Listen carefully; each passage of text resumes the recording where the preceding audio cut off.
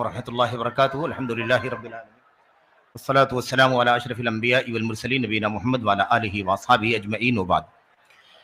इस अज़ीमुश्शान कॉन्फ्रेंस के इनेकाद पर अल्लाह तबारक व तआला के हम्द और शुक्र के बाद अमीर मोहतरम की शुक्रिया और उनको मुबारकबादी के बाद अल्लाह तबारक व तआला के फजल व करम से जो मौजू है 2-3 मिनट में आपके सामने उसके निकात आपके सामने पेश कर देता हूं। सबसे अहम बात यह है, इंसानियत का एहतराम है।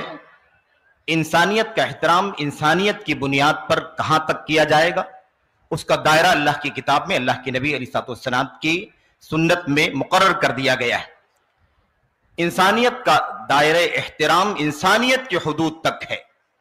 जान का मसला है, मान का मसला है, सेहत का मसला है, तंदुरुस्ती का मसला है, भूख का मसला है, प्यास का मसला है, इन तमाम चीजों में इंसानियत का आखिरी हद तक एहतराम किया जाएगा।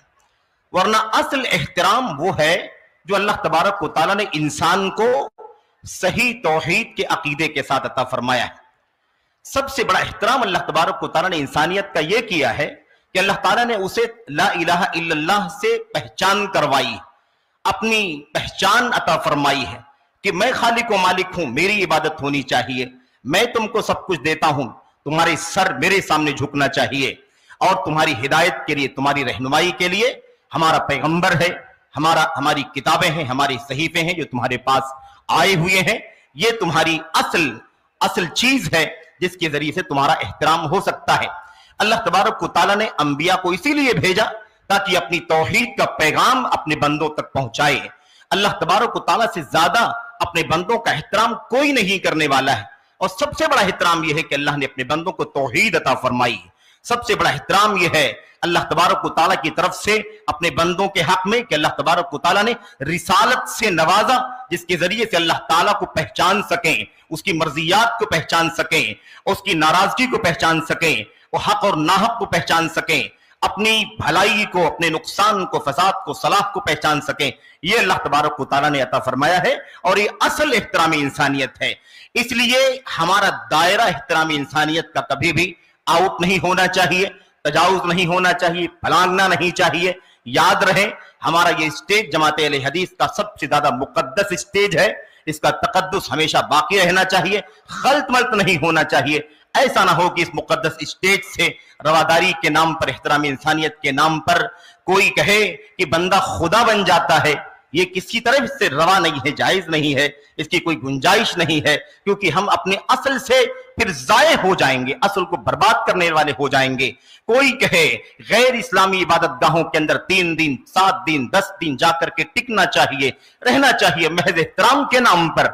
मेरे भाइयों, जाहिर है ये करने का मतलब ये नहीं है कि हम इंसानियत का एहतराम करेंगे। अगर हमने इसको कहीं जगह दे दी तो हम खुद सबसे ज्यादा जिल्लत और पस्ती के आखिरी सतह में पहुंच जाएंगे।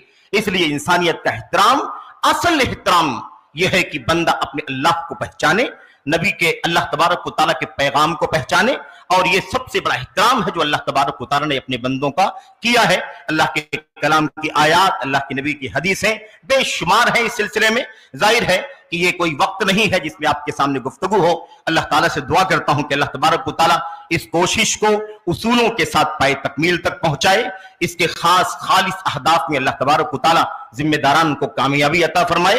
अल्लाह अज़्ज़ व जल हमें अपनी उसूलों पर, अपनी बुनियादों पर, अपने असल तशख़्ख़ुसात पर इस्तेहकाम के साथ इंसानियत का एहतराम दुनिया में आम करने की तौफीक अता फरमाए। तमाम जिम्मेदारों की शुक्रिया के साथ अल्लाह तबारक व तआला की हम्द और उसके शुक्र के बाद इस गुफ्तगू का इख्तिताम, अल्लाह से दुआ है कि अल्लाह तबारक व तआला हम सबों को अपनी जिम्मेदारियां सही मानों में समझने की तौफीक अता फरमाए। आमीन या रब्बल आलमीन। व सल्लल्लाहु वसल्लम व बारक अला नबीना मुहम्मद व अला आलिहि व सहबिहि अजमईन। वस्सलामु अलैकुम व रहमतुल्लाहि व बरकातुहू।